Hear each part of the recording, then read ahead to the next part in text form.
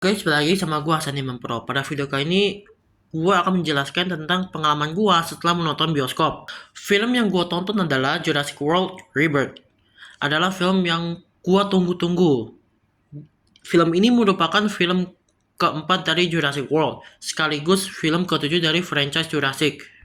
Jadi, selama gua nonton trailer sama film itu, gua berpikir-pikir salah satu karakter dinosaurus yang berperan sebagai antagonis. Dia diberi nama D-Rex yang memiliki kepanjangannya Distortus Rex. Nah, Distortus Rex ini, gue berpikir-pikir mengenai salah satu dinosaurus yang satu ini. Jadi dia ini memiliki lengan panjang dan kepala yang kata orang sih mirip seperti paus beluga ya. Dan tubuhnya itu menyerupai T-Rex cuy.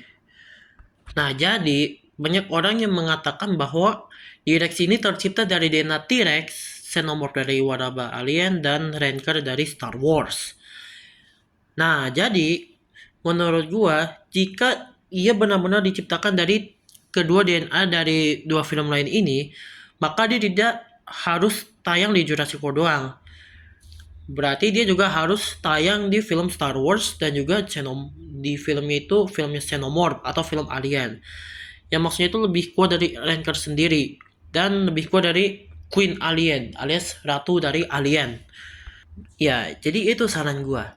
Tidak harus tayang di Jurassic World juga, tapi juga harus hadir di filmnya Star Wars alias bertarung melawan Rancor dan juga filmnya Alien bertarung melawan Xenomorph.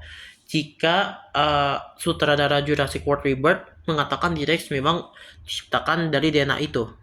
Nah, ini dari hasil rekayasanya. Nah, pasti banyak fans yang mengatakan bahwa dia ini disebut mutan bukan hibrida. Ya, kalau mau gue kasih tahu hibridanya itu dia kayak Indominus Rex, Indoraptor sama Scorpius Rex. Nah, jadi dia itu memiliki badan yang besar ya. Badan yang besar seperti gorila, tapi tangan kecilnya hingga sampai kaki ekornya itu masih menyerupai T-Rex. Kepalanya juga masih menyerupai T-Rex cuy. Dan membuat gue berpikir-pikir lagi, dia itu mirip banget sama salah satu kaiju di franchise Godzilla. Ya, jadi T-Rex ini gue lihat dia itu bentuknya itu mirip kayak kaiju Muto guys. Ya, gue lihat nih, kan memiliki 4 tangan ya. 2 tangannya kecil dan 2 tangannya lagi besar. Nah, 2 tangan kecilnya ini digunakan. Oke, sorry. Jadi 2 tangan kecilnya ini digunakan untuk hiasan doang cuy, kata gue ya. Sedangkan Muto memiliki tangan kecilnya ini beberapa tujuan cuy. Yang pertama adalah membawa suatu barang kayak rudal misalkan di Godzilla 2014. Karena juga ada aktor Godzilla 2014 yang memang dipilih guys. Nah, jadi tangan mungilnya si Muto ini mm, membawa suatu rudal, cuy.